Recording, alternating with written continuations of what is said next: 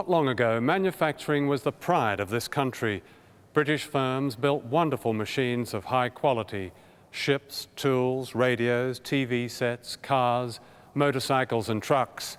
In fact, the motor industry was once our biggest single manufacturing industry. Not anymore.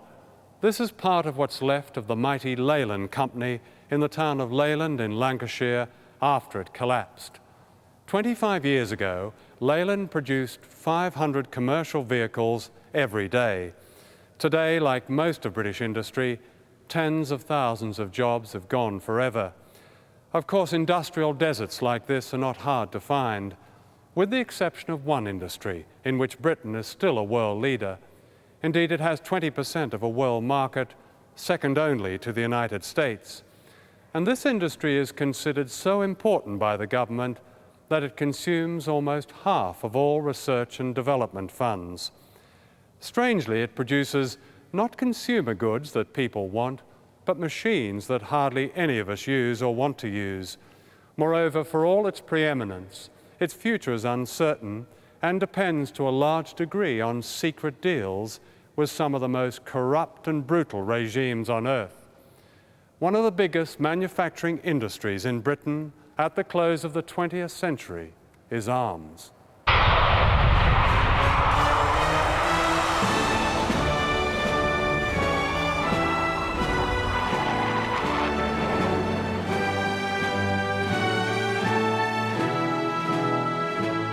If we don't do it, somebody else will.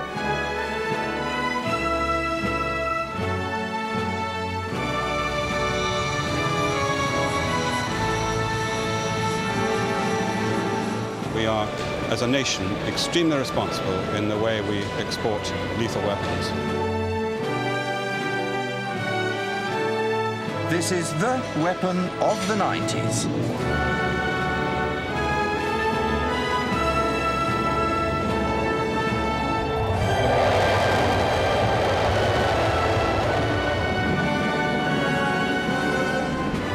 Last year, for the first time, we achieved 20% of the world market for orders.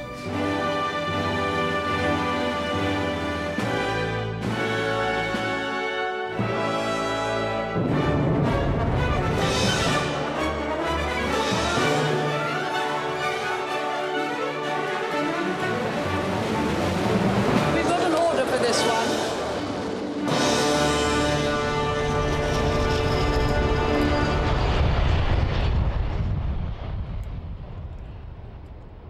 This is the Manchester warehouse of the largest dealer in small arms in the world.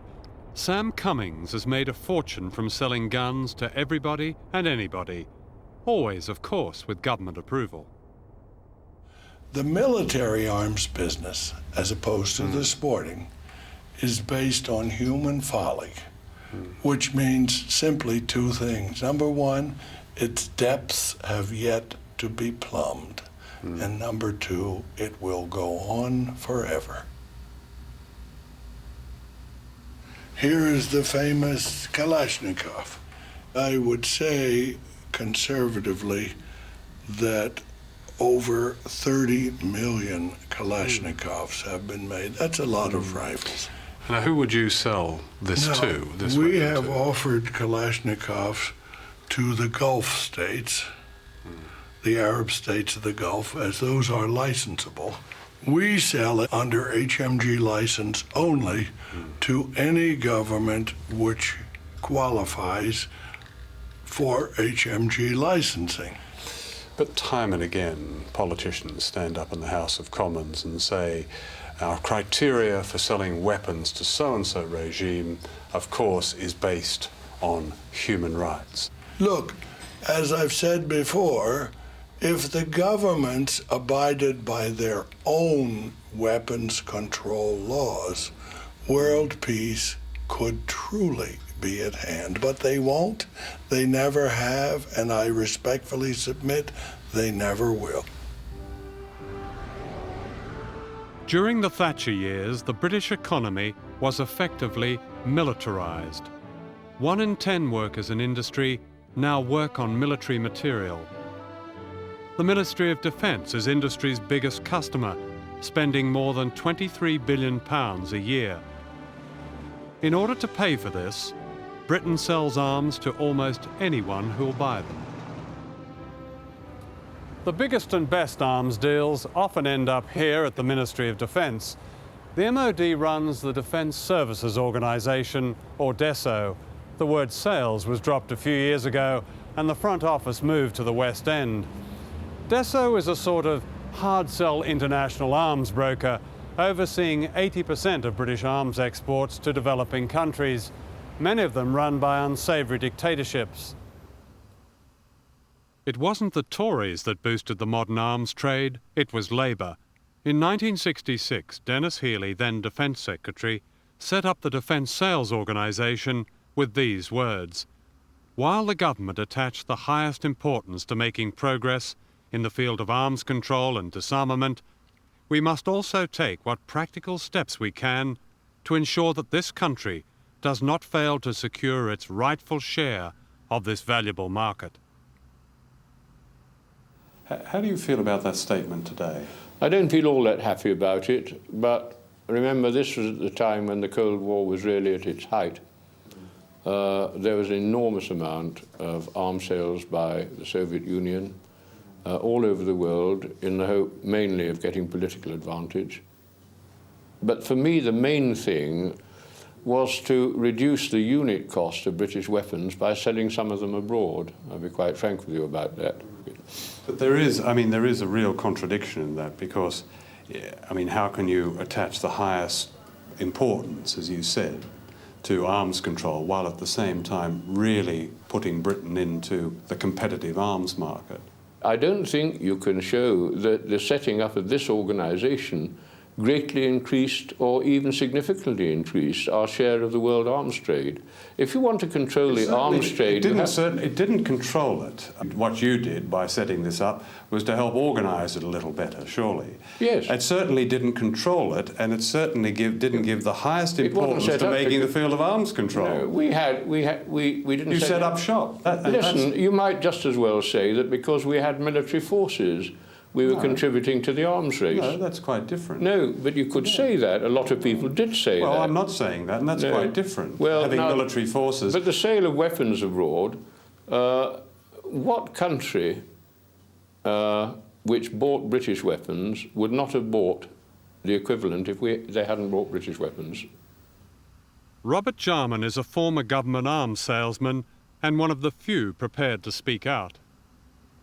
When Mrs. Thatcher became Prime Minister, there was a definite rallying to sort of say, yes, you should be proud of what you're doing, you're exporting for the United Kingdom, you're doing a good job, and her very public appearances at, for instance, the first Farnborough she went to, she made it quite obvious from the moment she became Prime Minister that she was personally thought that defence exporting was good for the United Kingdom. If you're a favoured regime, you can pick up anything from a high-tech Challenger tank for £2.5 million each, plus VAT, to missiles to the very latest in cluster bombs. And the easiest terms are available, such as the sale to Indonesia of 24 of these Hawk fighter aircraft. The deal worked like this. Foreign Secretary Douglas Hurd flew to Jakarta and offered the regime so-called aid for trade. Within a few weeks, the Indonesians said yes to the Hawks. Shortly afterwards, the government announced massive financial aid to Indonesia, a total of £81 million in taxpayers' money.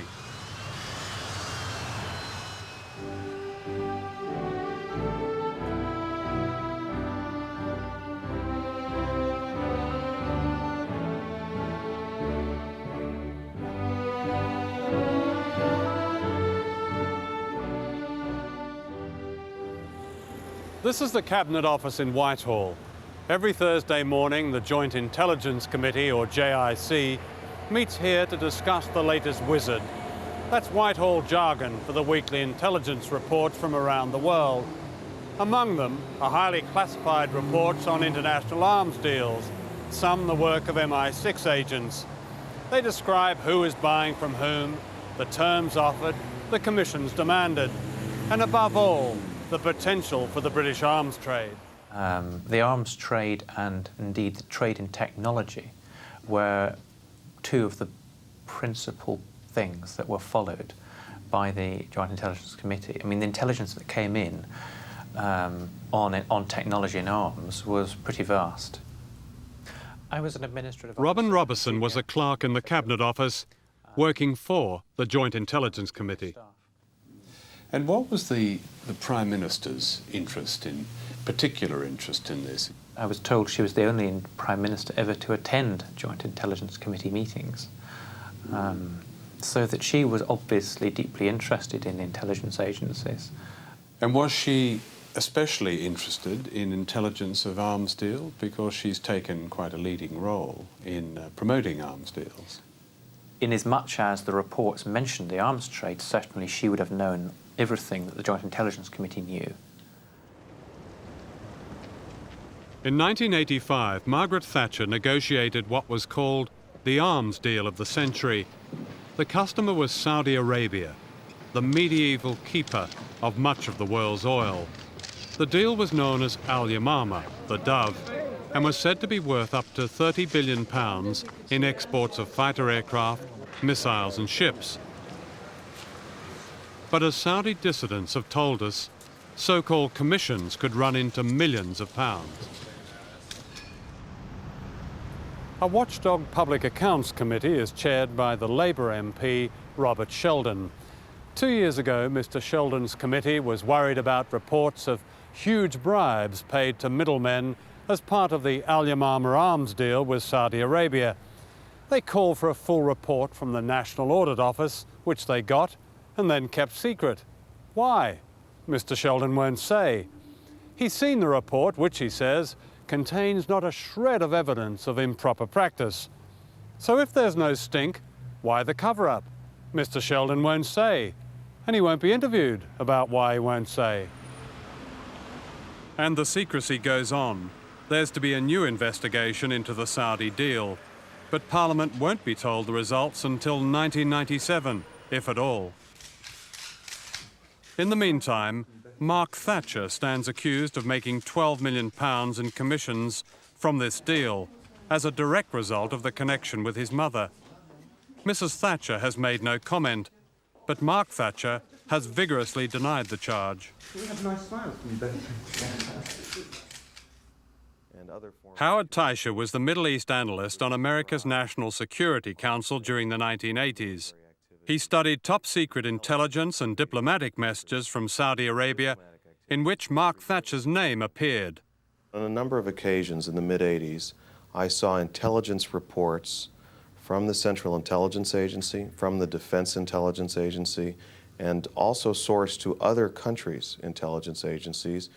Separately, I saw diplomatic reports from the American Embassy in Saudi Arabia, which also stated that Mr. Thatcher was reported to be involved in these arms transactions. There was no doubt in my mind that Mark Thatcher was a principal in the group of individuals promoting the UK arms transaction, and that he undoubtedly would benefit economically. What was your own reaction at seeing this? I was quite surprised to read about the involvement of the son of the Prime Minister of the United Kingdom making himself a player in an arms transaction, for the obvious reason that it would create the appearance of a direct relationship between the family of the Prime Minister and the transaction. Did Mark Thatcher's name appear over a period of time? I'd say beginning in sometime in 84 through 86, end of 86. So I can't state how many times I saw his name, but I would categorize it as the frequent, many, tens of times, different sources. That he was clearly involved. There's no question about it. I showed Mr. Taisha a document whose disclosures he verified as authentic. It concerns the intense competition between the US and Britain for the Saudi deal. It says, $4 billion was mentioned in connection with M. Thatcher's son. What kind of commission would that represent, do you think? On $4 billion, well, do the math. 5% of $4 billion. It's a pretty hefty commission. So the reference in connection with Mark Thatcher is clearly a reference to his group of middlemen. Is that what you're saying? What I'm stating is that the reference to $4 billion in connection with Mark Thatcher relates to the amount of money or the share of the transaction that would have an impact on Thatcher's group were it subtracted from the total sale. Well, what would happen if this was happening in the US? It would be the type of circumstance that could bring about the impeachment of an elected official. There's no question about it. Unlike the United States, commissions on arms deals are not illegal under British law, but the Saudi deal raises other vital questions. Saudi Arabia is a country with almost no basic freedoms. Torture is commonplace. Women are executed for adultery. Others are publicly beheaded for changing their religion. Was there ever any discussion at Joint Intelligence Committee meetings or in the Cabinet Office about human rights in these countries where British arms were being sold? Wasn't a point of interest. I never remember discussions about human rights. What do you feel now about being privy to all this? I've ended up feeling worried and angry that arms were going to regimes that were quite clearly behaving in the most disgusting way towards their own people, and yet it seemed that the intelligence information that should have been stopping the arms trade was possibly helping it. In fact, British arms have been supplied to some of the worst human rights violators in the world. A British-made torture chamber was supplied to Dubai. British armoured cars took part in the Sharpeville massacre in South Africa. British communications equipment helped the Ugandan tyrant Idi Amin. Today, Britain is arming Turkey, where MPs are jailed for speaking out and journalists murdered. Nigeria, where there are public executions and torture. Chile. The list is too long for inclusion in this film. According to Amnesty International, few regimes are so casual about mass murder as the Suharto military dictatorship in Indonesia. Britain is Indonesia's biggest arms supplier, selling them almost everything from Rapier missiles to Hawk fighter aircraft. Following our film Death of a Nation about East Timor, where 200,000 people have died under Indonesia's military occupation, thousands of people wrote to their MPs and to the government to voice their concern. Some of them got these replies from the Foreign Office, replies that are models of deception. For example, the Foreign Office claim Indonesia's Hawks are only trainers. But new evidence has come to light that the principal function of the Hawks is counterinsurgency, identified here as coin. In other words, their main use is attacking the people of East Timor. The same kind of letters about Hawk aircraft to Indonesia and saying that they had no military usage would have been sent over different items to Iraq, and more to the point, to virtually any country you want to name. Everyone knows that the Hawk aircraft can be utilized in an offensive way. And when the Foreign Office writes to people saying they have assurances from, in this case, the Suharto regime, that the Hawks will not and are not being used in East Timor, how do those assurances compare with other assurances that you would have had direct knowledge of? They're about as worthless as a piece of paper that they're written on. People need to be well aware that at times they are being lied to. This is where Lord Justice Scott conducted his inquiry into the scandal of British arms that went illegally to Saddam Hussein.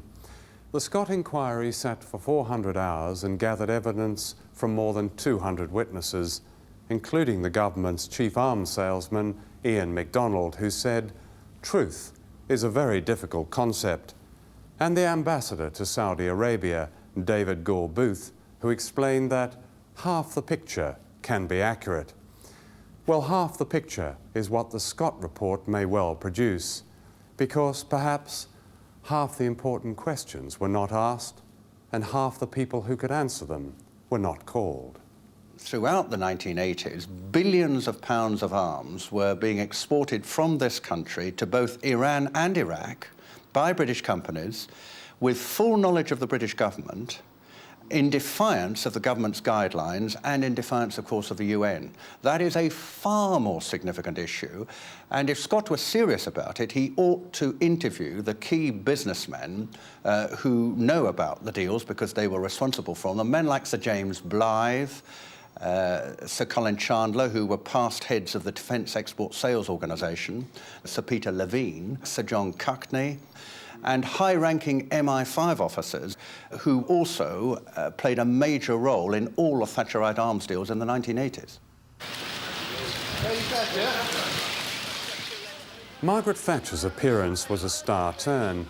She blamed everyone else, but was forced to admit that she had seen official papers that had made clear that arms sales to Iraq should be subject to more flexible interpretation. These were words she underlined in her own hand. Yet on April the 21st, 1989, she told the House of Commons, "The government have not changed their policy on defence sales to Iraq." As the chief arms salesman said, truth is a very difficult concept. The truth is that as soon as Thatcher took power, her ministers courted Saddam Hussein. A procession of them went to Baghdad. Lord Carrington, Cecil Parkinson, John Nott, John Biffen, Paul Channon, William Waldegrave. In 1981, Douglas Hurd tried to sell Saddam Hussein an entire air defence system. And when in 1985 Britain banned the sale of arms to Iraq, the flow of British arms and money did not stop. In 86, Alan Clark, then Trade Minister, led the way back to Baghdad. In 88, David Mellor, then a Foreign Office Minister, joined Saddam Hussein on his famous visitor's couch. While Mellor was being entertained in Baghdad, Saddam ordered the gassing of 5,000 Kurds in the town of Halabja.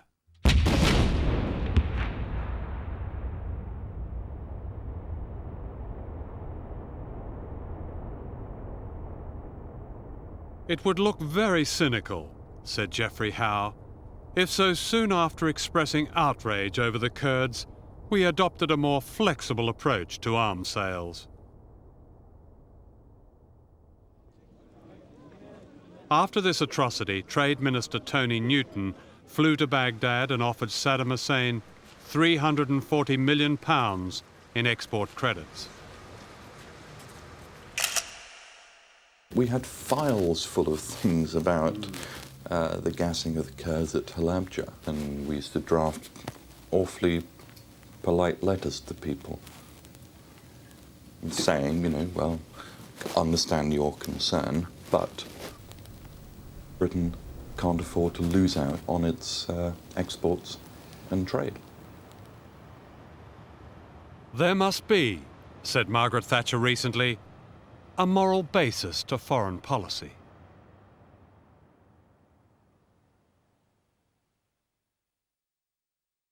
The story of the arms trade under Margaret Thatcher is exemplified by the extraordinary downfall of the Astra company. Astra was formed in the early 1980s and throughout the 1980s grew by a series of acquisitions, and the last of which was a company in Belgium called PRB, which Astra bought in late 1989. It subsequently transpired that that company was involved in a whole series of contracts which were going to countries other than that which was stated on all the documentation, and in particular that company was involved in making parts for the supergun. So the PRB was involved with sending the supergun secretly to Iraq? Via Jordan, yes. Via Jordan. PRB had a contract on its books which was involved in the propellant for the supergun, and that was going via Jordan. Mm. Now, the new chief executive of Astra began to investigate this, didn't he? Could you tell us what happened there? Once Chris Gumbley found out about the supergun propellant contract, both he and the former chairman, Gerald James, initiated an investigation of a whole series of PRB contracts. And in particular, I believe the management were trying to find out where the substantial commission payments or bribes on those contracts were going and to whom they were going. We were in receipt of 2 letters from Gerald Bull, and those letters spelled out very clearly that there was strange government activities going on. And of course, Gerald Bull himself, known as the inventor of the supergun, he was murdered. He was killed an hour after Gumbley had left him, but he had made it quite clear to us not only that we were being used extensively for covert purposes, but he also made it clear that there was a vast network of corruption involved as well. In 1984, Britain and Jordan agreed an arms deal worth £207 million. Once again, a huge and secretive arms deal bore the personal stamp of Margaret Thatcher. When did your suspicions about the Jordanian deal really start to worry you? Well, quite early on, because I knew that one of our acquisitions was involved in I thought, a relatively minor way, but the magnitude of our involvement in the Jordan package, which was reported to me, was £100 million of propellant, which I think at the time exceeded our group turnover. And you weren't aware of this? Absolutely not, no. How could you not be aware of it? Here was 100 million, if you say that was greater than the group's turnover. That's staggering, isn't it? Well, I wasn't aware of it because our names were being used, our notepaper and our name was being used for contracts which were really being operated by other people. And who were these other people? I think it was IMS, a company owned by the, or what it was owned by the Ministry of Defence. It was a separate organisation from Defence Sales, which handled what I would term perhaps the more covert activities of the government. All right, so IMS was manipulating Astra to the tune of £100 million? Yes, that's the only conclusion I could draw from what happened and the people I spoke to who are in a very good position to know what was going on. Could you just give me an idea of where the equipment was ending up? Well, a high proportion of it ended up in Iraq. There are photographs showing ammunition boxes, clearly with the lettering RO as to Royal Ordnance, and Iraq and the date of the letters of credit, which would seem to confirm that position. Used in the Gulf War? I would think almost certainly used in the Gulf War, yes.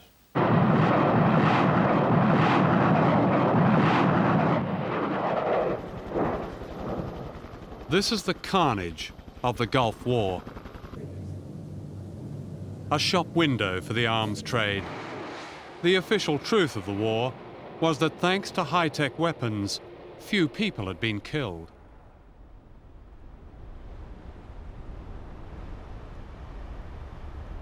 As you saw in the Gulf War, there is now an expectation that significant conflicts can be fought with minimal casualties. Yeah. And therefore, the general public, understandably, looks for greater use of selective terminally guided weapons, etc. It looks for better surveillance, it looks for better target acquisition, all of which are means of pinpointing the enemy and knocking him out with the minimal amount of peripheral damage to the civilian population and indeed, hopefully, to the rest of the armed forces on either side. Now, that's an expensive way. You said with minimal casualties. Some of the more authoritative estimates are that the numbers killed in and as a result of the Gulf War ran up to 200,000 people. Certainly people died, and every death is thoroughly regrettable, obviously, but it could have been a long, protracted slogging match in which the United Kingdom and indeed the Allied forces could have taken considerable casualties. Now that, fortunately, didn't happen because we have a greater regard for life, I think, than some other nations do. And that may be historical, it may be all sorts of things that cause... How do you justify such a statement, which seems quite an important one, that we have a greater regard for life than other nations do? I think I merely deduce that from the fact that we are moving down the path of more intelligent weaponry, as I say, that can pinpoint the enemy, rather than having masses of infantry and going into combat on a sort of even exchange basis.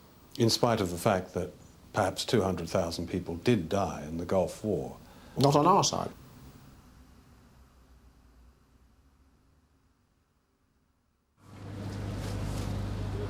Selling arms is really no different from selling cars or kitchenware.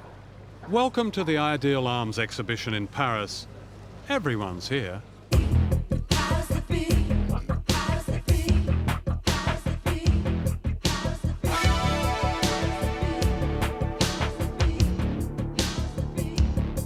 They like a tough game, no rules. Some you win, some you lose. Competition good for you. They die to be free. They're the powers that be. They like a bomb-proof Cadillac, air-conditioned old tap, backseat gun rack, platinum hubcaps. They pick horses for courses. They're the market forces. They like order, makeup, limelight, power, game shows, rodeo, Star Wars TV. They're the powers that be. If you see them come, you better run. You better run on home. You better run. Can I ask you what you've got here, what you're offering? It's a Mark 19 grenade machine gun. This is the latest version. What does it actually do? Can you describe that to a layman? It throws a grenade 2,000 meters. And there's fragments on impact, and this particular one will penetrate armor plate if it were to hit it. I see. So that bursts into a lot of shrapnel. Right. Is it? It's the infantry's artillery. Yeah. So what can it actually do against an army or against... To stop it, because you're taking a limited amount of high explosive and spreading it like a shower. Yeah. All you want to do is just wet the surface. What is the different effect of this grenade when it, say, strikes the enemy from an old-fashioned grenade? This fires out this hot copper dust, whereas the old-fashioned one put shrapnel everywhere. That's correct. Yes. Depending upon the nature and the thickness of the copper sheet, the energy of the grenade will extend to a given range. And beyond that range, there is no risk to the people. Yes. So you can use the grenade as a defensive grenade. On display here is the ERINT, the Extended Range Interceptor, which is an anti-tactical ballistic missile. It utilizes a whole different technology in that this is a hit-to-kill weapon. There is no warhead in this missile. Birmingham Barb Tape manufactures a range of security fencing products. Razor wire is our core product, which has really replaced barbed wire internationally. It rips and grabs, whereas barbed wire just pokes holes through. So it's a more effective So it's product. more of a cutting wire, is That's it? exactly Yes, it. yeah. So you could just tear yourself on barbed wire, but you can cut yourself on razor wire, is that it? Yeah, that's it. Yeah, there's more points with razor wire as well. There is a camera in it. You have all the means to transmit the picture Yes, inside. From your head? Yes. From your helmet? Inside, yes. Yes. So it's a secret camera for demonstrations? It depends on the buyer. Yeah. You can use in your garden. Oh, of course, yes. You just frighten the children. For the grass.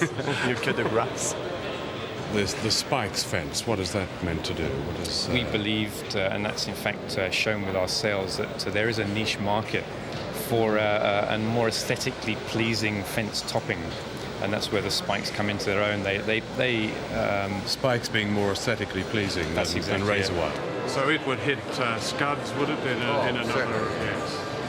But it hits them at such a level of impact. The megajoules are in the hundreds of megajoules. There's a lot of interest in these products from particularly the Middle East and the Far East at the present time in Kuwait and in the UAE, and also by the Indonesian armed forces. Essentially, we sell to armies which are the French army or connected with the French army. Can you tell me which armies those are? No. Can you tell me which countries? It's difficult for me to... And what countries, apart from the US, are using it? Have bought it? We normally don't give out our success stories. We've made several demonstrations. I can't name the customers. Will you sell to anyone? We're not in the business of deciding who should be buying our product. Business is business. This is Cambodia, where up to 500 amputations are performed every month, the result of landmines. Throughout the world, there are more than 100 million of them waiting to explode. And yet the British government has planned a military strategy of scattering mines from the air. This is often known as minks, or mines into the next century. It's called area denial. The humanitarian effect that has is when the war is finished, those areas remain uninhabitable.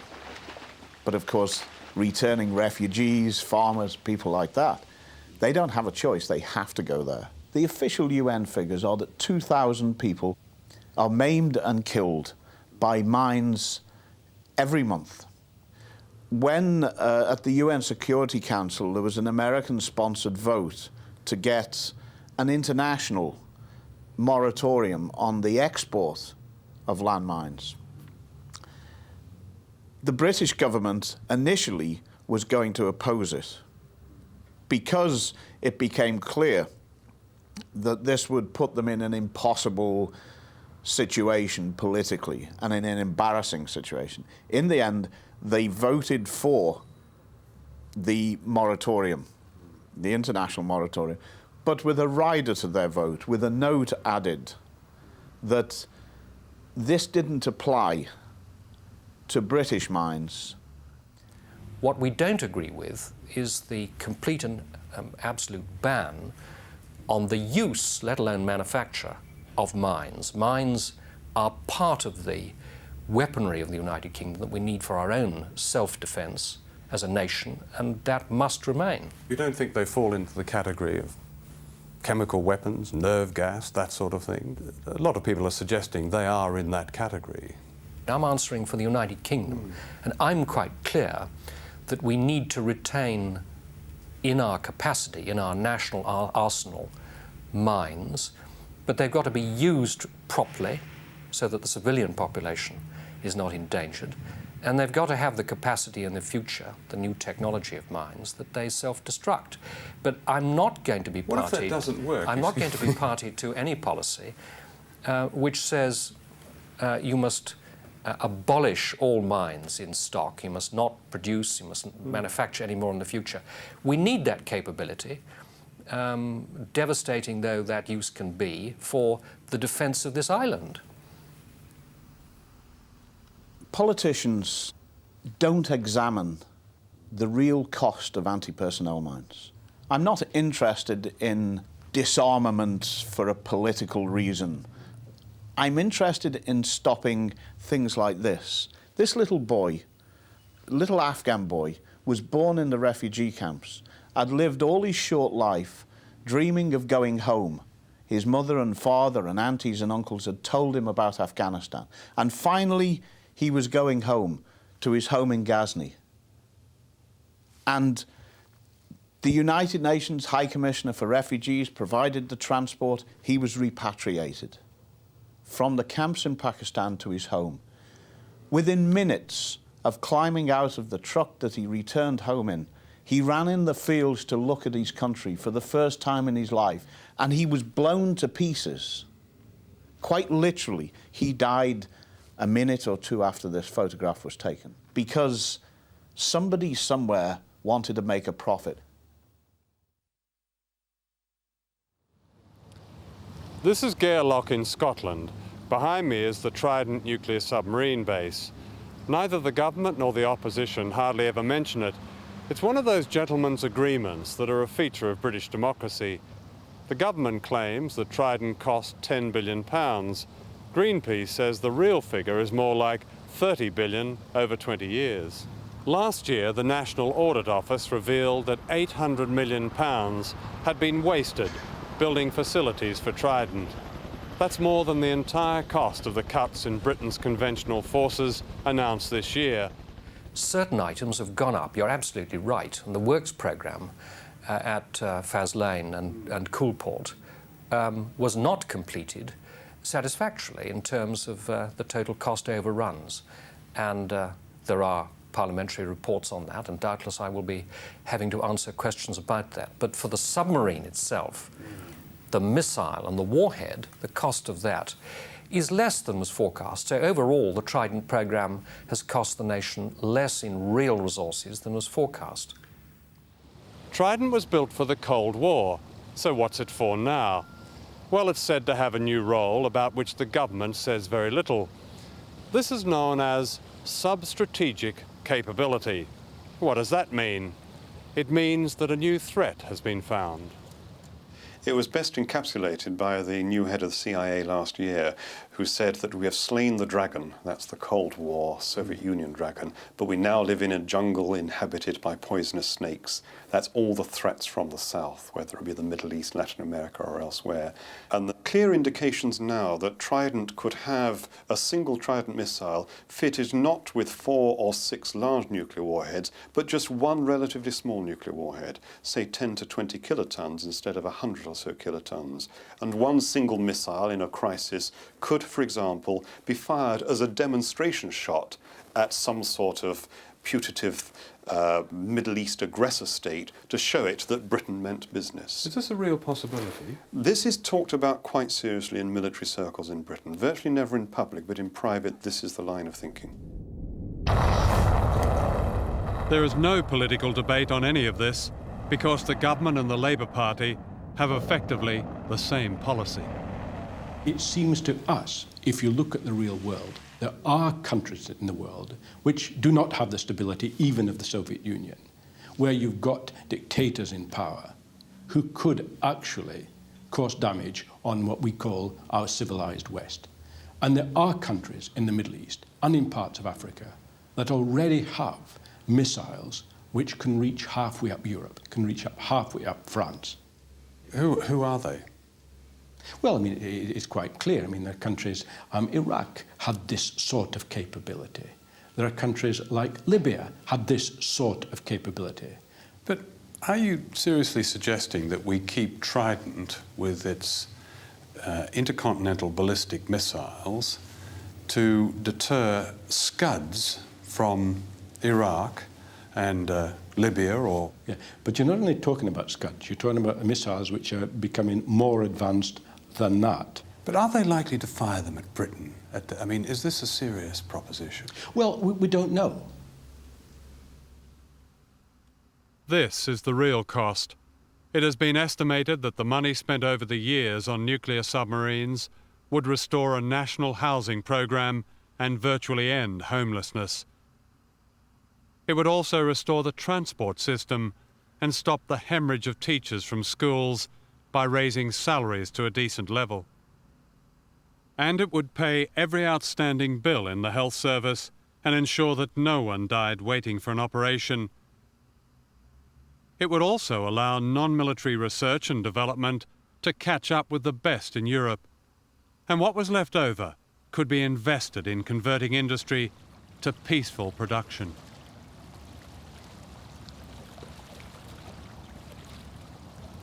In my 22 years in the defence industry, I never met one worker who said they only wanted to work on weapons. Professor Michael Cooley was a leading design engineer for the defence contractor Lucas Aerospace. In the 1970s, he helped to form a shop floor committee at Lucas, which devised a strategy to convert the arms industry to peacetime production.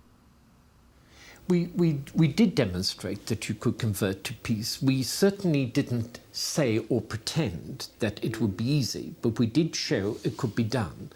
That required the commitment of the management, the commitment of the staff, and also, I would guess, the commitment of the government to support the transition. In our view, it would have to be in a phased fashion. We did not see that it would be possible suddenly to cease work in arms products and then go over to civil production, but rather one would have a phased transition from the 60% of the company's products, which at that time were military products, to something like 50% and gradually down to perhaps 30%. In what period of time? Well, we envisaged that in about a 10-year period. What is the answer to those who say there are so many jobs involved, and if we take on board conversion, there'll be so many jobs lost in the process? They attempt to demonstrate that the problem of conversion is so massive that one can't even begin to address it. I simply reject that. I'm not saying that conversion is easy. I am saying it is possible. I think the great thing is to be utopian in a long-term sense and be practical in the short term. And I think it's very, very important that all human beings understand and believe that the future is not out there in the sense in which a coastline might be out there and somebody goes out to discover it. The future has yet got to be built by people like you and I, and we do real choices, and the choices are becoming stark. And one of the choices is to use the skill and ability we now have, large amounts of it concentrated in the defence industries, to produce products and services which will be caring of humanity and the environment. And I don't think that's really very utopian. That seems to me to be very practical in a long-term view of what our society is now facing. This film hasn't just been about the arms business. It's the story of the Thatcher years, of the dismantling of whole industries such as mining in favour of a military economy, of the contempt shown for Parliament and the people, of an obsession with secrecy and corruption, all of it conducted in our name with our money. The questions are now urgent. Who authorised the illegal sale of arms to Saddam Hussein? Who has made a fortune out of deals with other murderous dictators? And what exactly was the role of super saleswoman Thatcher and her family? Of course, for people in other countries, the issue is one of life and death.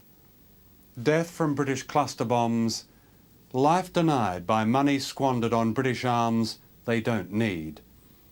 Is the end of this century going to mark the British as a people whose great manufacturing reputation has been reduced to that of making magnificent tools of death?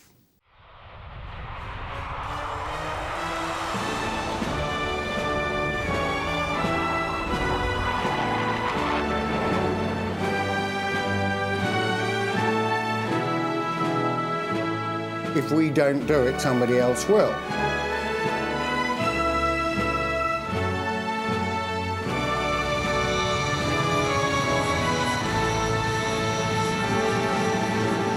We are, as a nation, extremely responsible in the way we export lethal weapons. This is the weapon of the 90s.